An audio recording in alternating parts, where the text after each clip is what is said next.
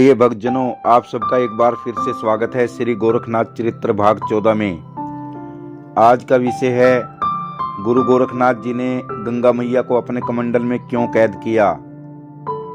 जाहरवीर गोगा जी की जन्म कथा। रानी बाछल के ननंद ने रानी बाछल को चरित्रहीन कहकर महल से क्यों निकलवाया। रानी बाछल के पतिव्रता धर्म की परीक्षा कैसे हुई। सिंगल द्वीप की अंधी दाई से रानी बाछल ने जाहरवीर गोगा जी को कैसे जन्म दिया।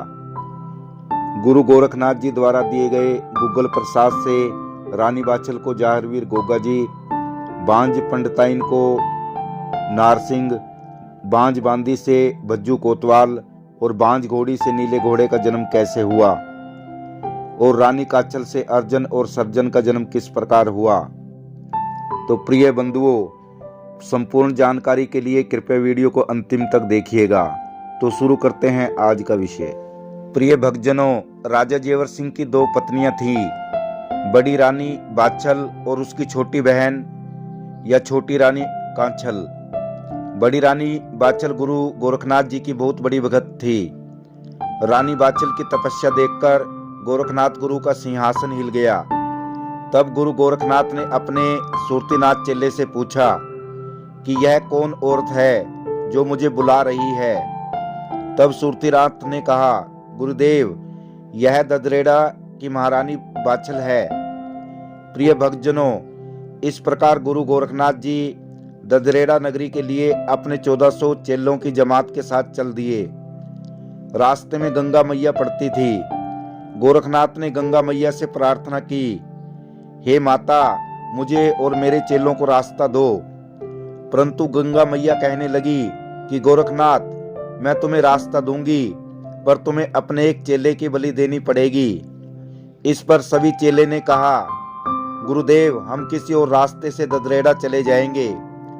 परंतु गोरखनाथ ने अपने तपोबल और मंत्र से गंगा मैया का संपूर्ण पानी अपने कमंडल में भर लिया और गंगा मैया को पार कर जाने लगे। इस प्रकार गंगा मैया प्रार्थना करने लगी, हे गोरखनाथ, मुझे कमंडल से बाहर निकाल दे। यदि गंगा सूख गई तो इस संसार में किसी भी व्यक्ति की पूर्ण गति नहीं होगी और संसार में त्राही त्राही मच जाएगी। तो प्रिय बंधुओं, इस प्रकार गुरु गोरखनाथ ने गंगा मैया को कमंडल से आजाद कर दिया। प्रिय भक्तजनों, इस प्रकार गंगा मैया को अपने कमंडल से आजाद कर गुरु गोरखनाथ ददरेड़ा नगरी के नौलखा बाग में पहुंचे। यह बाग सूखा पड़ा था। गुरु गोरखनाथ के आते ही यह बाग हरा भरा हो गया। सूखे तालाब पानी से भर गए।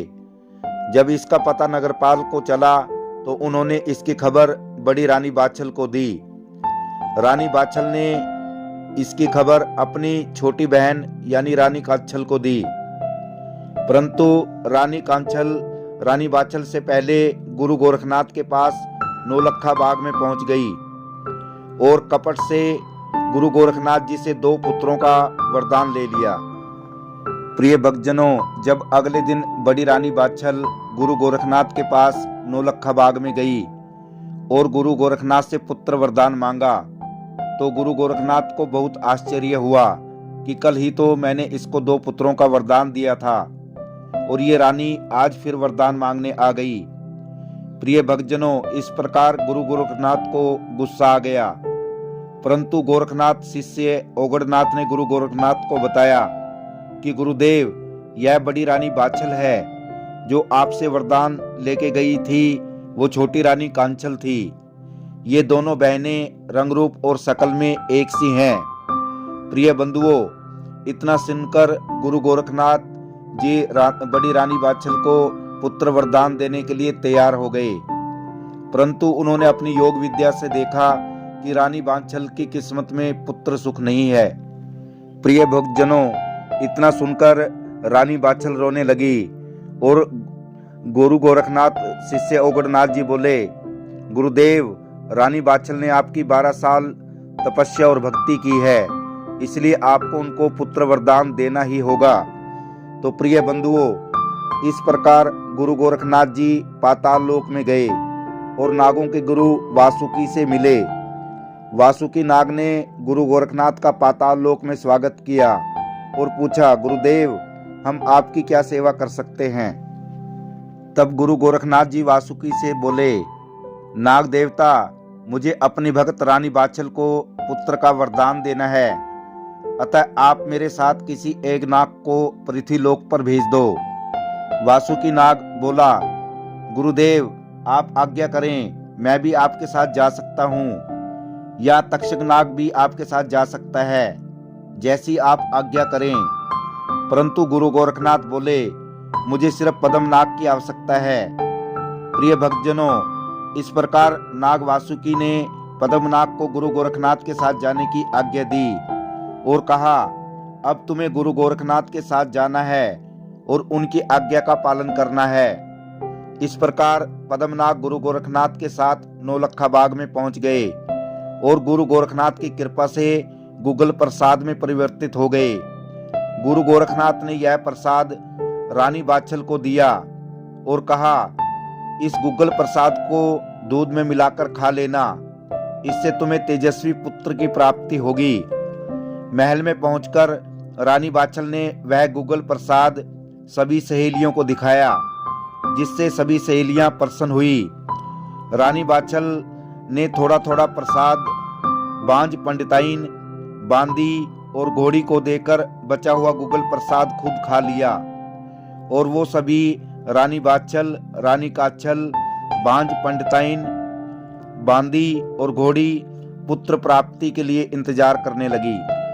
प्रिय भक्तजनों, एक दिन की बात है, रानी बाछल की ननंद छबीलते रानी बाछल के पास आई और उससे बाग में चलकर झूला झूलने को कहा, परंतु रानी बाछल ने मना कर दिया कि मेरा मन नहीं है, तुम मेरी बहन काछल को साथ ले जाओ। परंतु छबीलते ननंद के ज्यादा जोर देने पर रानी बाछल अपनी ननंद के साथ झूला झूलने को बाग में चल दी। रानी बाछल ननंद से बाग में झूला झूलने का आग्रह करने लगी, परंतु ननंद छबीलते ने कहा, भाभी पहले आप झूले पर बैठो। प्रिय बंधुओं, जैसे ही रानी बाछल झूले पर बैठी वैसे ही वह बाग सूख गया। रानी बाछल अपनी ननंद छबीलते से हैरानी से बोली, यह बाग कैसे सूख गया। इस पर ननंद कहने लगी, यह सब तुम्हारे कारण हुआ है भाभी, तुम ही साधुओं और योगियों के पास जाकर जादू टोना सीखकर आई हो। इस पर रानी बाछल ने अपने ननंद से कहा, नहीं ननंद जी, ऐसा नहीं है, आप गुस्सा मत करो, मैं आपके लिए पानी लेकर आती हूँ। प्रिय बंधुओं, जैसे ही रानी बाछल कुएं से गिलास में पानी लेकर आई, वह पानी खून में बदल गया। इस पर ननंद छबीलते बहुत गुस्से में होकर बोली, भाभी आप ये सब जादू टोना साधुओं से सीखकर आई हो और मुझे लगता है तुमने वहां साधु संतों के साथ पता नहीं क्या क्या किया है, तुम चरित्रहीन हो भाभी। प्रिय बंधुओं, ननंद छबीलते बोली, मैं चुप नहीं रहूंगी, तुमने चौहान वंश का नाम मिट्टी में मिला दिया, तुम्हारी कोख में पलने वाला बच्चा चौहान वंश का नहीं है, मैं यह सब बात अपने पिताजी को बताऊंगी। प्रिय बंधुओं, इस प्रकार रानी बाछल की ननंद अपने पिता के पास गई और उनको कहा, पिताजी अनर्थ हो गया, भाभी बाछल ने चौहान वंश को कलंकित किया है। पिताजी, भाभी बाछल योगियों से जादू टोना सीखकर आई है और मुझे लगता है उन साधुओं के साथ उसने पता नहीं क्या क्या किया है। उसके पेट में जो बच्चा पल रहा है वो हमारा खून नहीं है। पिताजी, भाभी बाछल चरित्रहीन है। प्रिय भक्तजनों, राजा बड़े गुस्से से बोला और सैनिकों को आदेश दिया कि बाछल को मेरे सामने पेश किया जाए। प्रिय भक्तजनों, इस प्रकार रानी बाछल बोली, पिताजी क्या हुआ। राजा बोले, बंद करो अपनी गंदी जुबान, जो छबीलते कह रही है क्या वह सच है। इस पर ननंद छबीलते बोली, भाभी सब कुछ जानकर भी तुम अनजान मत बनो। प्रिय भक्तजनों, रानी बाछल बोली, पिताजी मैं निर्दोष हूँ, मेरे ऊपर लगाए गए सभी आरोप झूठे हैं, मुझे अपने गर्भ में पलने वाले बच्चे की कसम, आप कोई भी परीक्षा ले सकते हो। इस पर राजा बोले, परीक्षा उनकी ली जाती है जो परीक्षा देने के काबिल हों। प्रिय भक्तजनों, इस प्रकार राजा ने सैनिकों को आदेश दिया कि चरित्रहीन बाछल को उसके मायके सिरसा पाटन छोड़ आओ, हुक्म की तामील हो। प्रिय भक्तजनों, इस प्रकार सैनिक रानी बाछल को उनके मायके सिरसा पाटन छोड़ आए। प्रिय भक्तजनों, रानी बाछल ने रोते हुए अपने पिता से कहा, पिताजी, मेरी ननंद और ससुर ने मुझे चरित्रहीन समझकर घर से निकाल दिया। रानी बाछल के पिताजी बोले, यह सब कैसे हुआ बेटी? तब रानी बाछल बोली, पिताजी, मैंने गुरु गोरखनाथ और सभी साधुओं की सेवा की थी, जिससे मेरी गोद भर गई, परंतु उन्होंने इसी बात पर मुझे चरित्रहीन समझकर घर से निकाल दिया। प्रिय भक्तजनों, रानी बाछल के पिताजी बोले, बेटी, ये समाज बड़ा ही निर्दयी है। इन्होंने तो माता सीता को भी नहीं छोड़ा। माता सीता ने भी अपनी सच्चाई साबित करने के लिए अग्नि परीक्षा दी। बेटी, तुम्हें भी अपनी सच्चाई साबित करने के लिए कोई ना कोई परीक्षा देनी पड़ेगी। इस पर रानी बाछल बोली, पिताजी, आप ही बताएं मुझे किस प्रकार की परीक्षा देनी होगी। इस पर राजा बोले, बेटी, तुम्हें सूत के धागे की बनी खाट पर बैठना होगा और हम उस खाट को कुएं पर रख देंगे। यदि तुम सच्चाई पर हो तो सूत के कमजोर धागे नहीं टूटेंगे और तुम कुएं में नहीं गिरोगी। यदि तुम सच्चाई पर नहीं हो तो खाट के सूत के धागे टूटने से तुम्हें कुएं में डूबकर अपनी जान देनी होगी। यह परीक्षा मैं सभी सिरसा पाटन नगरवासियों के सामने कर लूंगा। प्रिय भक्तजनों, इतना कहकर रानी बाछल के पिताजी वहां से चले गए, परंतु रानी बाछल सोचने लगी कि ये मैंने क्या कर दिया। यदि सूत के धागे टूट गए तो मैं कुएं में गिरकर मर जाऊंगी। मुझे अपने मरने का दुख नहीं है, पर मेरे साथ मेरे पेट में पलने वाले बच्चे का क्या होगा। प्रिय भक्तजनों, तभी रानी बाछल के गर्भ से आवाज आई, माँ, मैं तुम्हारा बेटा जहारवीर गोगा बोल रहा हूँ। मैं जाग गया हूँ माँ, तुम जब चाहो मेरे से बात कर सकती हो। माँ, मैं जानता हूँ कि तुम निर्दोष हो। माँ, तुम बिना चिंता किए परीक्षा दो, तुम्हारा कुछ नहीं बिगड़ेगा, तुम्हारी ही जीत होगी माँ। तो प्रिय भक्तजनों, अगले दिन सूत के धागों से बनी खाट को कुएं के ऊपर रख दिया गया। तब रानी बाछल के पिताजी बोले, बेटी, मैं जानता हूं कि तुम अपने धर्म पर सत्य हो, परंतु जनहित के लिए बेटी मुझे तुम्हारी परीक्षा लेनी पड़ रही है। मुझे क्षमा कर देना बेटी। प्रिय भक्तजनों, इस पर रानी बाछल कुएं के ऊपर रखी सूत के धागों से बनी खाट पर बैठ गई और गुरु गोरखनाथ का जाप करने लगी, और सूत के कमजोर धागों से बनी खाट के धागे नहीं टूटे। तब चारों तरफ शोर मच गया, पतिव्रता नारी बाछल की जय हो, महारानी बाछल की जय हो। प्रिय भक्तजनों, इस पर रानी बाछल के पिताजी बोले, बेटी, तुम अपनी परीक्षा में सफल हुई, अब तुम पर कोई उंगली नहीं उठा पाएगा। बेटी, तुम्हारी जय हो। प्रिय भक्तजनों, उधर राजा जेवर सिंह के पास जहारवीर जी पहुंचे। उनसे कहा, पिताजी, मैं तुम्हारा पुत्र जहारवीर बोल रहा हूँ। इस पर राजा जेवर सिंह ने कहा कि मेरा तो कोई पुत्र नहीं है।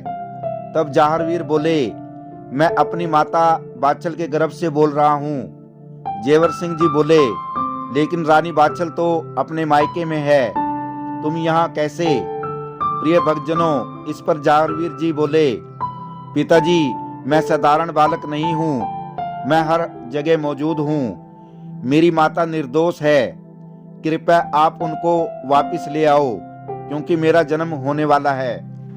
प्रिय भक्तजनों, इस पर राजा जेवर सिंह को अपनी गलती का एहसास हुआ कि मुझे रानी बाछल को जाने नहीं देना चाहिए था।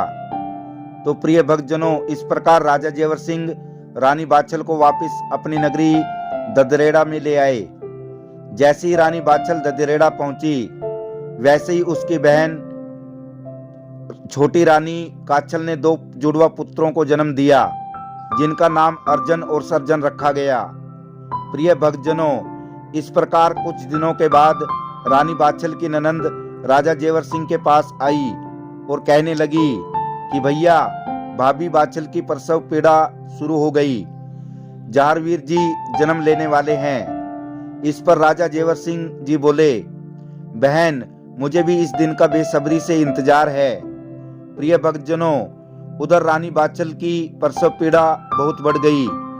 तभी जहारवीर की आवाज आई, माँ मैं ऐसे जन्म नहीं लूंगा। माँ सिंगल द्वीप से जब अंधी दाई आएगी तभी मैं जन्म लूंगा। तभी रानी बाछल ने अपने ननंद से कहा, छबीलते सिंगल द्वीप से अंधी दाई को बुलवाओ। पर छबीलते बोली, भाभी सिंगल द्वीप तो यहाँ से बहुत दूर है, वहां जाने और अंधी दाई को लाने में तो कई महीने लग जाएंगे। प्रिय भक्तजनों, इस पर रानी बाछल जहारवीर से बोली, बेटा ये कैसे संभव है, इसमें तो कई महीने लग जाएंगे। इस पर जहारवीर जी बोले, माता आप चिंता मत करो, मैं सिंगल द्वीप से अंधी दाई को उठा लाया हूँ। आप सिर्फ घर का दरवाजा खुलवाओ, अंधी दाई बाहर खड़ी है। प्रिय भक्तजनों, जैसे ही बाछल रानी की ननंद ने घर का दरवाजा खोला, वैसे ही अंधी दाई दरवाजे के बाहर मिली। उसने कहा, मैं कहाँ हूँ और मुझे यहाँ कौन लेकर आया है। इस पर ननंद छबीलते बोली, अंधी दाई ये है बाछल रानी का महल और जहारवीर जी आपको यहाँ लेकर आए हैं। प्रिय भक्तजनों, जैसे ही अंधी दाई ने रानी बाछल के महल में पैर रखा, उसकी आंखों की रोशनी आ गई। प्रिय भक्तजनों, इस प्रकार जहारवीर जी का जन्म हुआ और दाई बोली, रानी जहारवीर कोई साधारण बालक नहीं है, इसके आते ही मेरी आंखों की रोशनी वापस आ गई। प्रिय भक्तजनों, इस प्रकार जहारवीर ने इस पृथ्वी पर अवतार लिया। और वहीं दूसरी तरफ जिन्होंने ये गुगल प्रसाद खाया था, बांझ पंडिताइन के गर्भ से नारसिंह और बांदी के गर्भ से बज्जू कोतवाल और घोड़ी के गर्भ से नीले घोड़े ने जन्म लिया। प्रिय भक्तजनों, ये था श्री गोरखनाथ चरित्र भाग 14, जिसमें आपने देखा श्री जहारवीर गोगा जी की जीवन की अमर कथा। तो यदि ये वीडियो आपको पसंद आया हो तो वीडियो को शेयर करना और चैनल को सब्सक्राइब करना। आप सभी दर्शकों का धन्यवाद। जय श्री गोरखनाथ जी और जय श्री जहारवीर गोगा जी।